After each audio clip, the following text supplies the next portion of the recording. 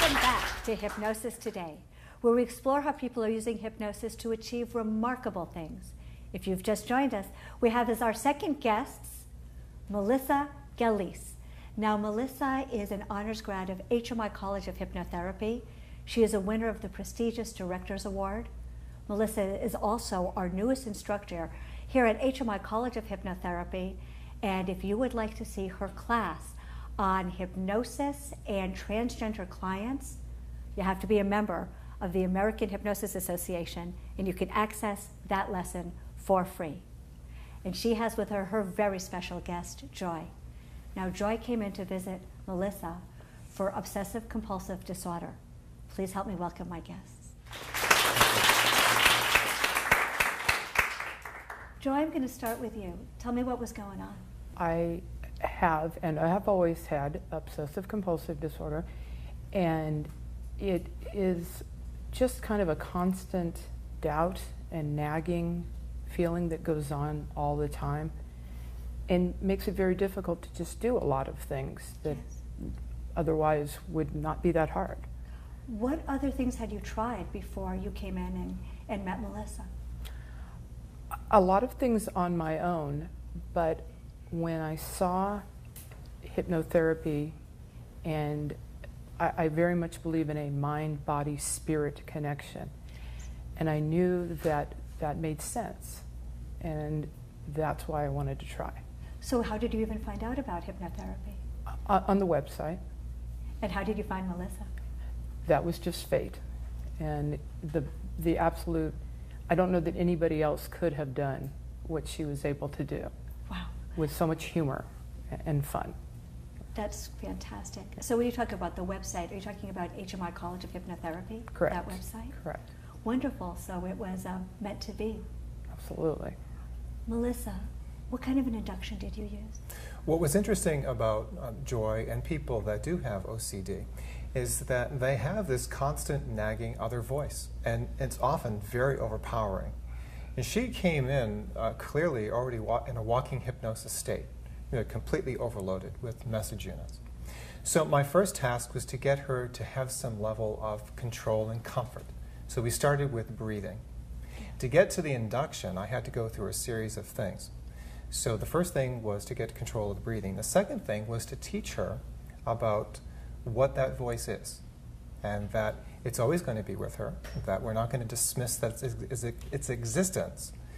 And I'd like to take this credit myself, but our beloved Mark Gravel actually taught me and shared something with me. Mark Gravel, who was an instructor here at HMI College of Hypnotherapy, who recently passed. Right.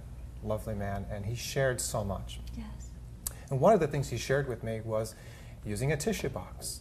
And as Joy said, sometimes I use the humor, and I picked up the tissue box and I said, think of this as your other voice. And it's here, and it's always going to be with you. And we just need to quiet that. For a long time, that actually served you, and it helped keep you safe. But it no longer is working for you. That's why you're feeling incongruency now, and that's what we're going to do. We're going to quiet that voice.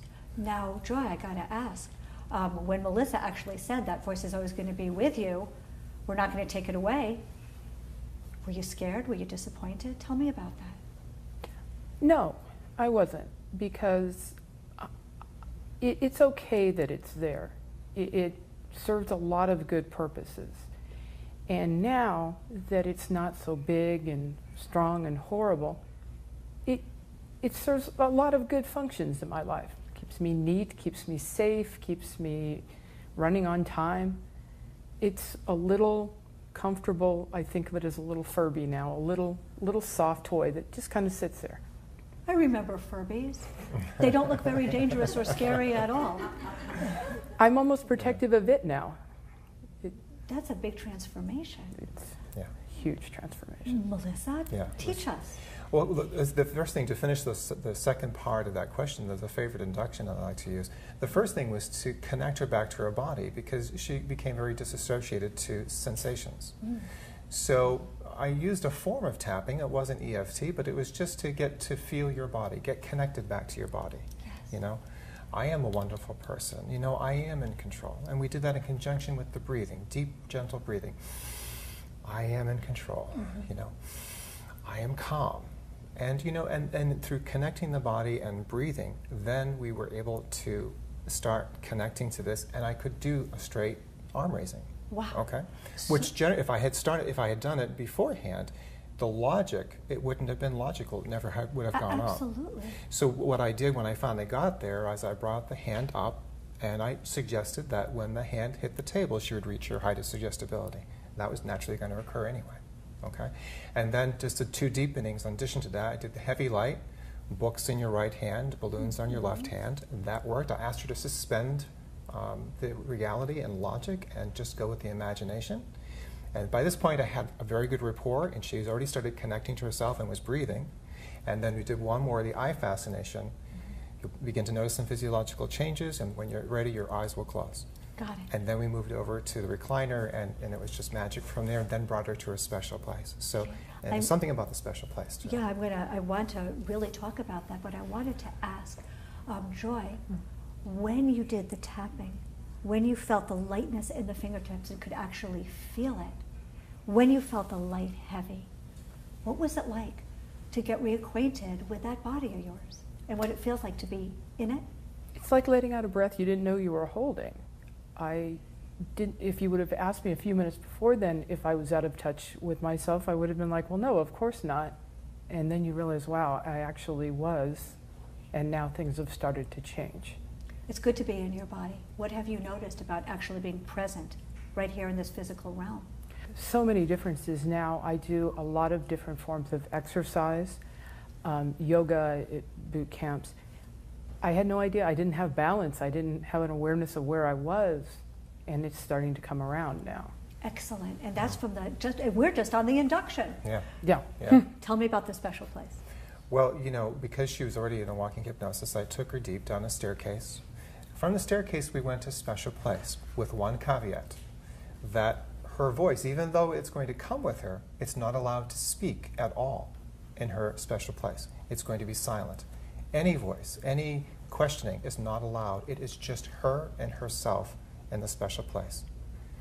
And that completely transformed how she was able to view moving forward. So talk to me about the amount of control over the OCD that you got in that special place. Anything interesting reveal itself? That, no doubt, has been the biggest thing that has stayed with me. And that is what I use more now than anything else. Whenever situations start to become more stressful, I can go back to that. It now comes back easy.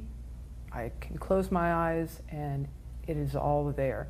The smell, the taste, the feel, the music, everything that goes with it. And it's automatically more calming and more in control. That has been life-changing. Have you ever had anything when you felt that voice coming up in a full waking state and you were able to quiet it in a full waking state because of the post-hypnotic suggestions? Absolutely. Give me an example.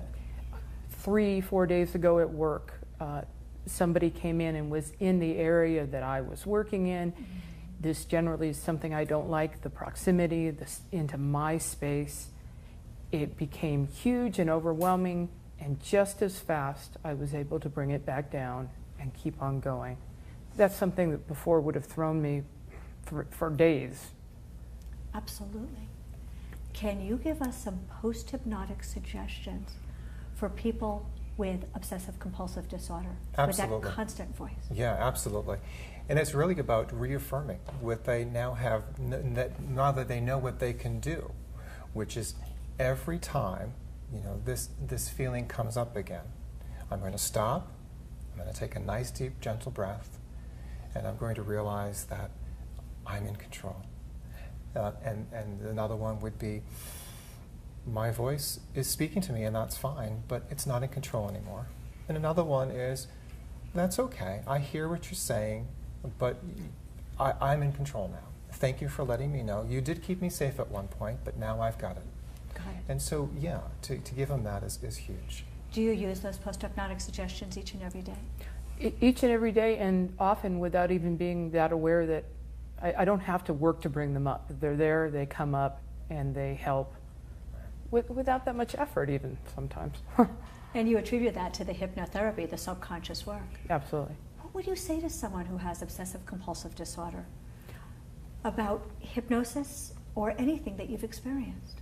What I do say to them, because people who have known me for a while all the time ask, what happened? You've changed, what's going on? So I do have the opportunity to talk to people about it who have a lot of different things, but particularly for people with OCD. I know that you live in a constant battle. I know that you live in a constant war. And if you're willing to take some of the energy that you use fighting the OCD and put it into yourself and getting better, you're going to find so much relief and so much happiness. And that the hypnotism is not mystical, it's not scary, it's not magical. It's just a tool that helps you if you want to be helped. I like it. Now I'm going to go back to the very first thing that you said. You said, you know, I don't think anyone but Melissa could have done it. Tell me about Melissa. I don't think that anybody else other than Melissa would have been able to reach me personally, because so much of what I do and how I think is about humor, and that was the main thing. She understood, she understands. She's funny with me. She understands when I'm making a joke and just maybe trying to cover up a little. Yes. And I don't think that anybody else would have related with me and me with her so much. So it really was all faith that brought this together. I agree. Yeah. Melissa, so many people are going to want to learn more about hypnosis and OCD, hypnosis and the transgender client, and the wide breadth of subjects that you deal with in your practice. Right. And you can reach Melissa Gilleece at hmigrads.com. Well, it appears we're out of time for today. I want to thank Melissa and Joy for coming in and sharing your experiences. I want to thank everyone in the studio audience and everyone at home for watching this show. My name is Lisa Machenberg, and I hope you'll join us next time when we meet more people and explore how they are using Hypnosis Today. Please stay tuned. We have a lot more coming up for you on HMI Web TV, that's Hypnotherapy Television, 24/7.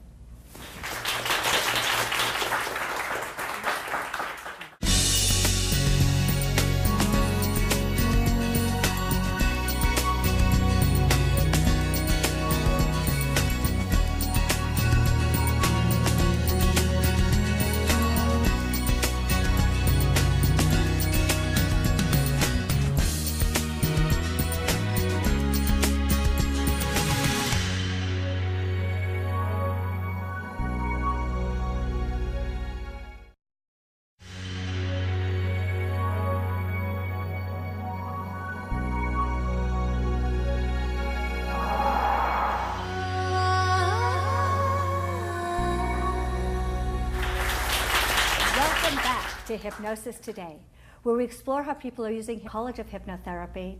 And if you would like to see her class on hypnosis and transgender clients, you have to be a member of the American Hypnosis Association, and you can access that lesson for free.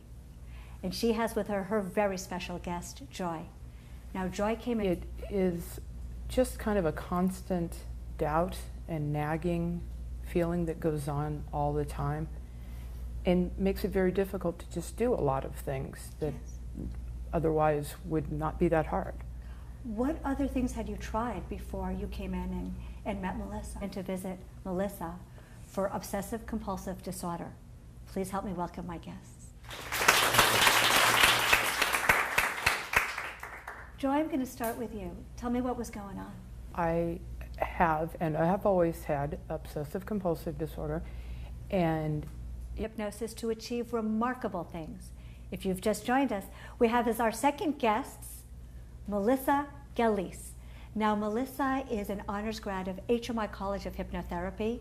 She is a winner of the prestigious Director's Award. Melissa is also our newest instructor here at HMI